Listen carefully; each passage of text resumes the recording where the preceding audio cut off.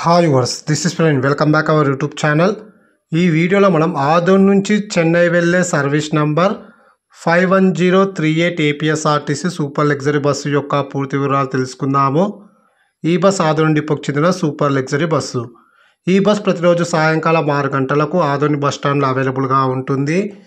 సాయంకాలం 6 గంటల 30 నిమిషాలకు ఆదోన్ నుంచి అయితే బయలుదేరుతుంది. ఈ బస్ వయా పత్తికొండ, గుత్తి, తాడిపత్రి, కడప, తిరుపతి మీదుగా చెన్నై మాధవరం బస్ టెర్మినల్కి అయితే చేరుకుంటుంది.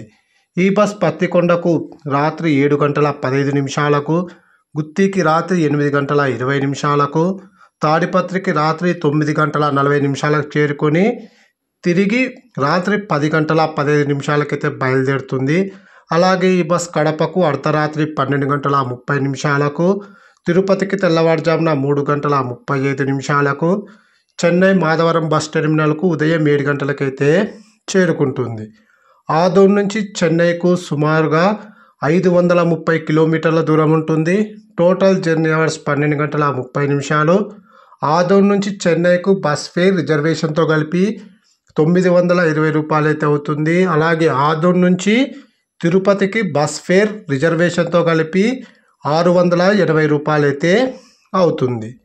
ఇప్పుడు మనం చెన్నై మాధవరం బస్ టెర్మినల్ నుంచి ఆదోని వెళ్ళే service number 51039 APSRTC super luxury bus యొక్క పూర్తి వివరాలు తెలుసుకుందాము.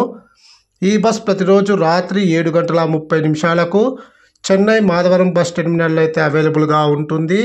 రాత్రి 8 గంటలకు చెన్నై మాధవరం బస్ టెర్మినల్ నుంచి అయితే బయలుదేరుతుంది.